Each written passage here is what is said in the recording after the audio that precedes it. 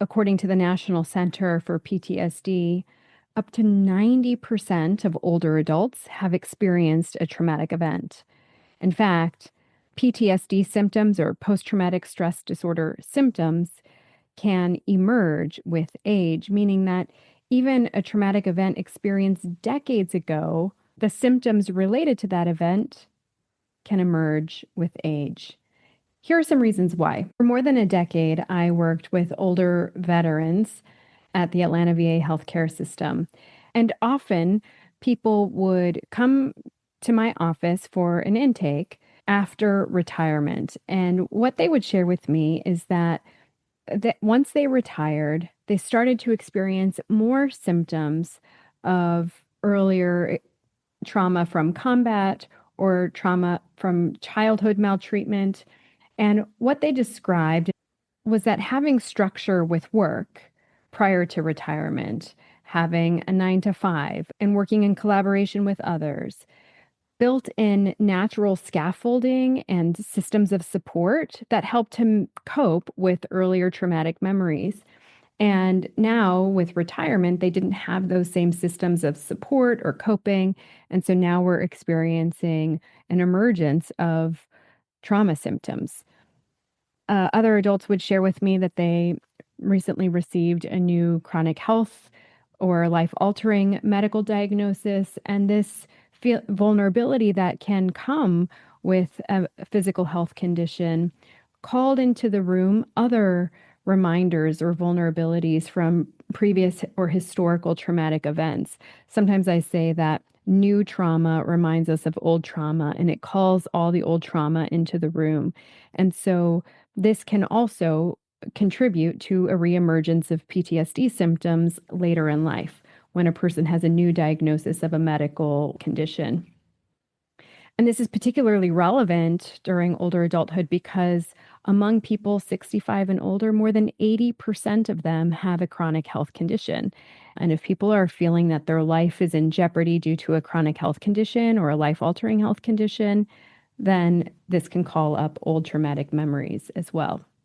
An increase in stressors or loss can also increase or reemerge PTSD symptoms. And so in older adulthood, there are a lot of transitions and experiences of loss from moving to retirement to loss of a loved one. I've worked with many older adults who have adult children who die unexpectedly or expectedly, but tragically nonetheless, because it's out of what we expect in terms of the sequence of time and the sequence of loss that as parents we're supposed to die before our children. Traumatic losses also increase the reemergence of old traumatic memories or anything from a traumatic loss like the death of an adult child or a grandchild to expected losses like retirement or death of a friend after a long illness can also call into the room old traumatic memories. Further, because cognitive disorders are more common among older adults than other age groups, when our brain is vulnerable related because of a cognitive disorder like a dementia disorder, that can also make us more vulnerable to mental health conditions like depression, anxiety, and trauma history and PTSD symptoms. Finally, something that we don't talk enough about, but I think is incredibly important, is this idea that there can be a reemergence of trauma symptoms in an effort to understand and bring together the strands of our life in a sort of life review process. And as part of a healing process, to build meaning and find coherence and integration in our life. It may be painful, but it may not be pathological. Still, grist for the mill in therapy and important in healing and therapeutic work. So, trauma leaves a long term imprint. It isn't only psychological, it's physiological as well. We know that when people have exposure to trauma and unresolved post traumatic stress disorder, that there's an increased risk for heart disease. And we also know that what's good for the heart is good for the brain, and what's bad for the heart is bad for the brain. Heightened levels of cortisol increase inflammation, and inflammation increases the risk for brain health conditions as well, like dementia disorders. But it's not just this physiology that we need to keep in mind. It's also research that is pointing to this as well. Let's talk about the correlation between post-traumatic stress disorder and dementia.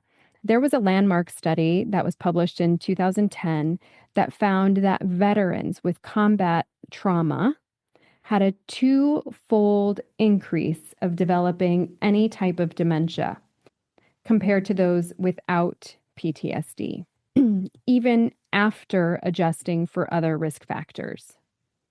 And of course, when a person experiences trauma, they aren't only at risk for developing post traumatic stress disorder, they're also at risk for developing other mental health conditions like anxiety, depression, substance use disorders, and insomnia, panic attacks, and or panic disorder, and so on.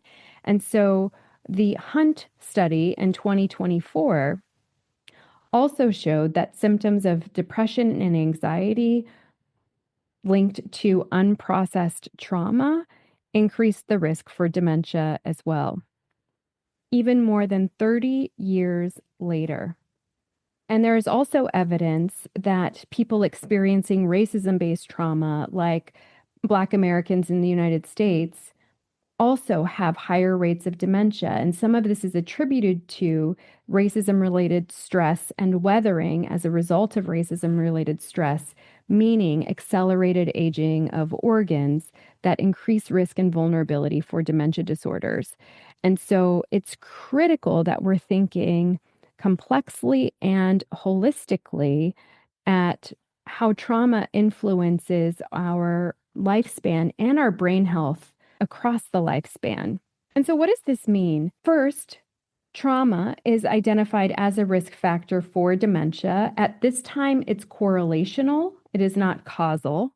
We still need more and more research to better understand this. But we also know that if we treat trauma and we help people to regulate their nervous system and have a full, long, high quality of life, that this can be a protective factor for the brain.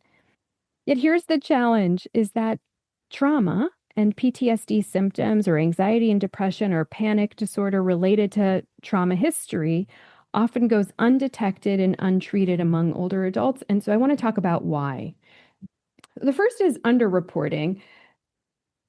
There's often stigma, of course, associated with sharing about trauma experiences.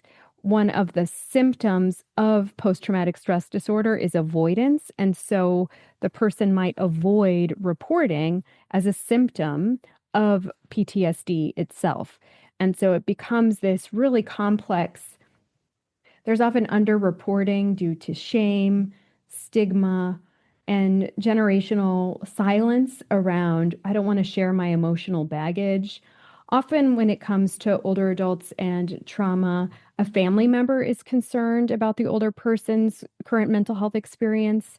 And so they may be encouraging the older person or your older client to go to mental health treatment.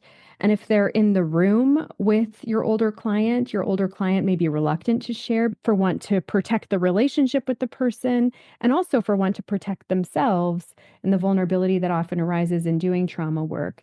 And so when I'm working with family members, I often will say, we'll meet together, then I'll meet with the identified client alone, with the caregiver, if appropriate, alone, and then all back together. And so in doing this work, you need to be very flexible in your approach, but also have enough clinical authority so that you're guiding the approach. Because sometimes very distressed family members will want to guide the approach, and you, with your clinical authority and knowledge and wisdom in providing care, will need to be a clear manager of how the sessions go. I've worked with many World War II, Korean War, and Vietnam War veterans where it is not appropriate to talk about their combat experience with their family members. Maybe their family members don't know how to respond. Their family members aren't trained mental health providers. Even if they are, they're not that person's mental health provider. And so it takes a lot of sophistication in navigating trauma assessment with older adults, especially when a caregiver is involved and needing to be involved. You don't want to alienate the caregiver, but finding a way to protect the therapeutic relationship and the trauma work without alienating the caregiver takes finesse and grace. And so I talk more about how to do caregiver family therapy in my large certificate program, which is an 18-hour continuing education course on meeting the mental health needs of older adults. So I hope you check that out when enrollment opens. Okay, let's get back to what keeps trauma from being identified among older adults. Another is avoidance. And with post-traumatic stress disorder, avoidance is one of the hallmark symptoms of post-traumatic stress disorder. And so avoiding anything that will remind you of the traumatic event. So if a clinician is going to be asking, tell me about traumatic events in your life, it's going to be hard for the person who's experiencing PTSD to provide that information because one of the symptoms in and of itself is avoidance. And so they may not want to talk about it. They may avoid coming to appointments and so on. And so that's another reason why trauma goes undetected and untreated. And then that's avoidance from the client side, but then there's also avoidance from the clinician side, especially when working with older adults. Back to this idea of ageism, that the older person can't handle this difficult conversation, when in fact, as we age, we develop more and more resilience and better problem solving and better emotion regulation. And this isn't like older adults have it and you don't. This is you and I and each of us. As we age, we cultivate this. And all of us to different degrees, of course, because where we start out is very different. But this happens throughout our maturity process as humans. And so what happens, though, is we have this false belief that older adults may not be able to handle this conversation, and so we fragilize them. Or will it matter now if we do trauma work? And so we dismiss their opportunity to heal and grow and transform from these experiences. And that is ageism in action. And so as professionals, we need to counter that. We need to invite the older person into a conversation and change the narrative that we have been fed by society about older adults and their vulnerability.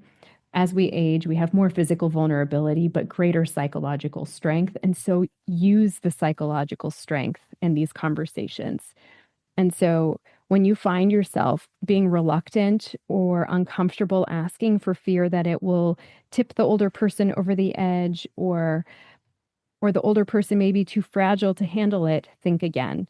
And of course, we need to be thoughtful and cautious and clinically sound in doing this work, not forceful. But when the ageism creeps up, challenge it and go in the other direction. And because the truth is, older adults are capable of change. There is no expiration date on healing, transformation, and growth, and are as deserving as mental health care as anybody else. And trauma treatment does work for older adults too.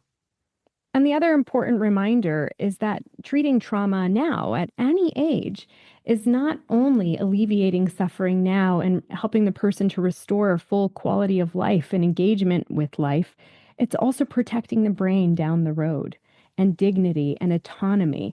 And especially for people who have history of trauma, autonomy is key in wellness and health.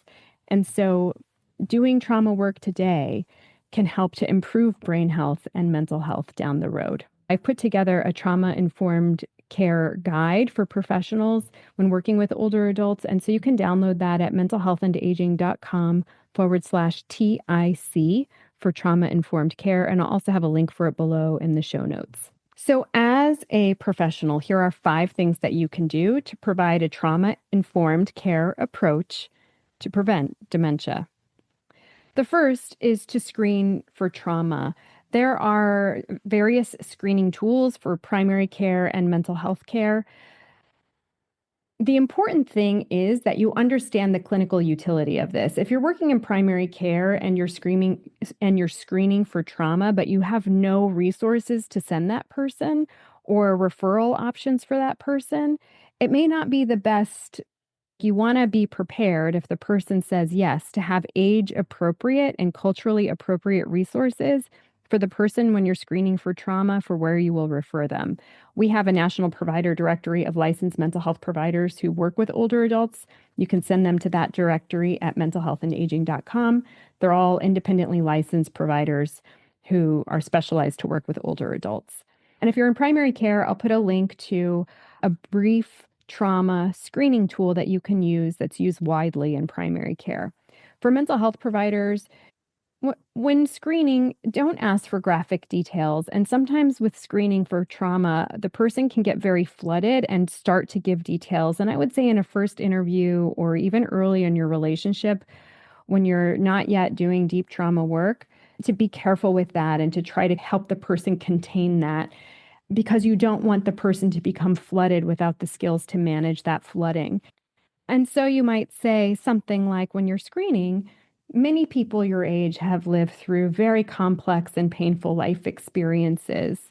Have you noticed any painful experiences from your life reemerging for you or coming up for you today and getting in your way of living the life that you want? Or sometimes what we've experienced earlier in life can rear its head at this stage in our life and come up as anxiety or depression or sleep problems. Have you noticed any of that? Do you have any concerns about that? Just getting the conversation going, even if the person is not ready today, just that little offering, just opening the door may help them to circle back to that conversation in a follow-up meeting after trust has been developed. I have worked with many older adults who, a couple of months into our work, will begin to discuss their trauma history. And it is very deep and meaningful, profound, and beautiful work to work with older adults recovering from trauma. And if a person is sharing their traumatic experience with you, it's really important to normalize and validate. Thank you for sharing this experience with me. It makes sense that these earlier life experiences would be coming up for you now, because sometimes new vulnerability or new trauma calls into the room old vulnerability and old trauma. And so it makes sense it's coming up for you now. You're not alone with this, and we can help. And if you can provide that trauma treatment, fabulous. And if you don't, be sure to refer them to somebody who can help them. Number 3 is to treat the symptoms, even if trauma is not disclosed. Sometimes it would take months for a person to warm up to trusting me and to understanding how the psychotherapeutic process works, to trusting themselves in this process, to understanding how to regulate emotions, even when deep emotional content is being explored. So in that process, when you have either a knowledge of trauma history or a sense that something may be brewing underneath, focus on the presenting symptoms that the person is willing to talk about now. If it's sleep or depression or relationship concerns, that not dismissing the other symptoms that you have a hunch are stemming from this deeper rooted trauma. It's okay to treat the symptoms. And as you're doing that, you're building your relationship with the client. You're building their sense of mastery over the therapeutic process. They're building understanding of your clinical relationship to hold the more painful content underneath when they're ready. And so this initial work is really important for doing the deeper level work that hopefully will come with trust. Focus on alleviating some of the symptoms from sleep and anxiety and depression and relationship distress, even if you have a hunch that there's trauma underneath it. Number 4 is to use trauma-informed and trauma-focused techniques. So one is pacing. To follow your client's lead, I would say there's a caveat to this with flooding. And so sometimes if you move from the client talking about their traumatic event, and this is early in the treatment course, and you're not at a place where the details are helpful, if the person is flooded, to be sure that you're using other trauma techniques like grounding to help them get back into their center, into their sense of groundedness. And so pacing, let the client lead with what they're ready for, but then also teaching and using other techniques like grounding if they're getting flooded and are not ready for that level of work. Also, to be sure that your therapeutic relationship can hold the deeper intensity work or the higher intensity work, and that you can provide a therapeutic container for the work for the patient, and the patient trusts that container, and you trust that container as well. I think that's critically important. Also, to trust the person's ability to emotion regulate before doing that deeper level work is really important as well.